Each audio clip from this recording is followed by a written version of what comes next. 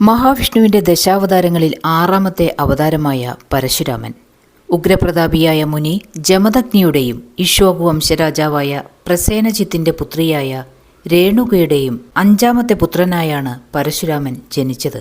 അച്ഛന്റെ ആജ്ഞ അനുസരിച്ച് പെറ്റമ്മയെ കൊല്ലേണ്ടി വന്ന ഒരവസ്ഥ പരശുരാമന്റെ ജീവിതത്തിൽ ഉണ്ടായിട്ടുണ്ട്. നർമ്മദാ നദിയുടെ തീരത്തായിരുന്നു ജമദഗ്നിയുടെ ആശ്രമം. ഒരിക്കൽ മുനിപത്നി രേണുക ജലമെടുക്കാനായി നദീതീരത്തേക്ക് പോയി. ഈ സമയത്ത് ചില രാജാക്കന്മാരും അവരുടെ പത്നിമാരും നദിയിൽ നീരാട്ടിനിറങ്ങിയ സമയമായിരുന്നു.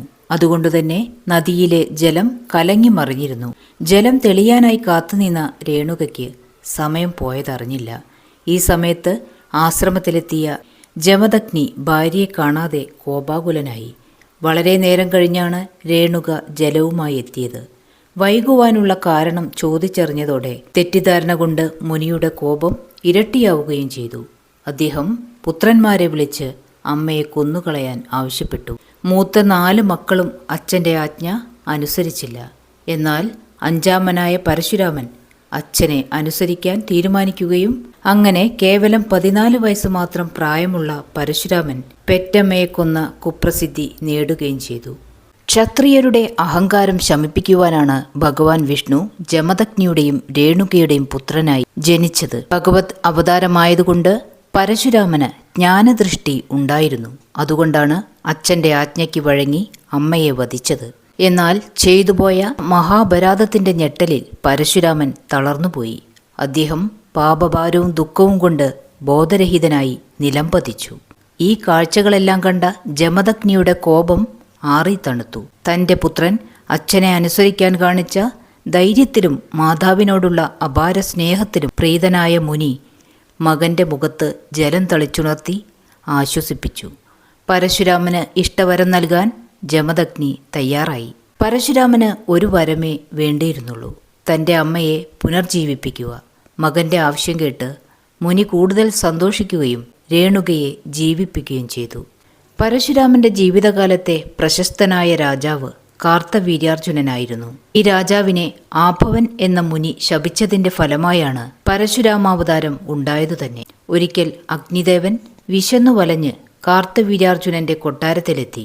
രാജാവ് വളരെ ബഹുമാനപൂർവ്വം അഗ്നിദേവനെ സ്വീകരിച്ചു. അങ്ങേക്ക് വേണ്ടി ഈയുള്ളവൻ എന്താണ് ചെയ്യേണ്ടത്? തൊഴുകൈയോടെ രാജാവ് ചോദിച്ചു. താൻ വിശന്ന് തളർന്നിരിക്കുന്നതായും അടുത്തുള്ള വനം അഗ്നിക്കിരയാക്കി വിശപ്പടക്കണമെന്നും അഗ്നിദേവൻ ആവശ്യപ്പെട്ടു. കൂടുതലൊന്നും ആലോചിക്കാതെ കാർത്തവീര്യാർജുനൻ അതിന് അനുമതി നൽകുകയും ചെയ്തു. കാട്ടിലെ എണ്ണമറ്റ നിരാലംബരായ ജീവികളെയും തപസ്സു ചെയ്യുന്ന മുനിമാരെയും കുറിച്ച് രാജാവ് ആലോചിക്കുക പോലും ചെയ്തില്ല. ഈ വനവാസികളിൽ ഒരാളായിരുന്നു ആപവ മഹർഷി. കാട് അഗ്നി ഭക്ഷിച്ചു തുടങ്ങിയതോടെ കാട്ടുമൃഗങ്ങളും പക്ഷികളും വെന്തു ചാകുവാൻ തുടങ്ങി. ആപവ മഹർഷിയുടെ തപോവനവും കാട്ടുതീയിൽപ്പെട്ടു. ശരീരം മുഴുവൻ പൊള്ളലേറ്റ ആ മുനിവര്യൻ കാർത്തവീര്യാർജുനനെ ശപിച്ചു. വിഷ്ണു ഭഗവാൻ മനുഷ്യനായി അവതരിച്ച് നിന്നെ വധിക്കട്ടെ എന്നായിരുന്നു ആ മുനിയുടെ ശാപം. ശാപം നിറവേറ്റാനുള്ള ജന്മമായിരുന്നു പരശുരാമൻ്റേത്. പരശുരാമൻ പരമശിവന്റെ പ്രിയ ശിഷ്യനായിരുന്നു. ശിഷ്യന്റെ കഴിവുകളിൽ വളരെ സന്തോഷിച്ച പരമശിവനാണ് രാമന് മഴു അഥവാ പരശു നൽകിയത്. ആ ദിവ്യായുധം കയ്യിൽ വന്നതിൽ പിന്നെ അദ്ദേഹം പരശുരാമൻ എന്ന് പ്രസിദ്ധനായി തീർന്നു. അങ്ങനെ ശിവശങ്കരന്റെ അടുത്തുനിന്നും ആയുധവിദ്യകൾ പഠിച്ച് പരശുരാമൻ നർമ്മദയുടെ തീരത്തെ ആശ്രമത്തിൽ തിരിച്ചെത്തി. അക്കാലത്തൊരിക്കൽ കാർത്തവീര്യാർജുനൻ സൈന്യസമേതം ആശ്രമം സന്ദർശിച്ചു. വിശപ്പും ദാഹവും കൊണ്ട് തളർന്നാണ് രാജാവും കൂട്ടരും അവിടെ എത്തിയത്. ജമദഗ്നി മഹർഷി അവരെ യഥാവിധി സ്വീകരിച്ചു. കുളി കഴിഞ്ഞ് ഭക്ഷണം കഴിക്കാമെന്ന് മുനി രാജാവിനോട് പറഞ്ഞു. ഇത് കേട്ട് കാർത്തവീര്യാർജുനൻ അത്ഭുതപ്പെട്ടു. തനിക്കും ഈ വൻപടയ്ക്കും ഭക്ഷണം തരുവാൻ ഈ ആശ്രമത്തിൽ എന്താണുള്ളത്? പക്ഷേ അതിവിശിഷ്ടമായ ഭക്ഷണമാണ് രാജാവിനും സൈന്യത്തിനും ലഭിച്ചത്. ജമദഗ്നി മഹർഷിയുടെ പക്കലുള്ള അത്ഭുത പശുവായ സുശീലയുടെ കഴിവുകൊണ്ടാണ് ഇത് സാധ്യമായത്. ഭക്ഷണം വിശ്രമവും കഴിഞ്ഞ് മടങ്ങിയ രാജാവിന് ആ പശുവിനെ സ്വന്തമാക്കണമെന്ന അതിമോഹം ഉണ്ടായി. അഹങ്കാരിയായ രാജാവ് തൻ്റെ സൈനികരെ ജമദഗ്നിയുടെ ആശ്രമത്തിലേക്ക് അയച്ചു. മുനിയും പത്നിയും കേണപേക്ഷിച്ചിട്ടും രാജകിങ്കരന്മാർ പശുവിനെ ബലമായി പിടിച്ചുകൊണ്ടുപോയി. പശുവിന് പിന്നാലെ ജമദഗ്നിയും വരുന്നത് കണ്ട സൈനികർ അദ്ദേഹത്തെ മർദ്ദിച്ചു കൊന്നു. വിവരമറിഞ്ഞ പരശുരാമൻ അവിടേക്ക് പാഞ്ഞു ചെന്നു. അടിയേറ്റു മരിച്ച അച്ഛൻ്റെ ശവത്തിനടുത്ത് മുനിജനം തരിച്ചു നിൽക്കുന്നു. അദ്ദേഹം അവരെ കടന്ന് ശവശരീരത്തിൻ്റെ അടുത്തേക്ക് ചെന്നു.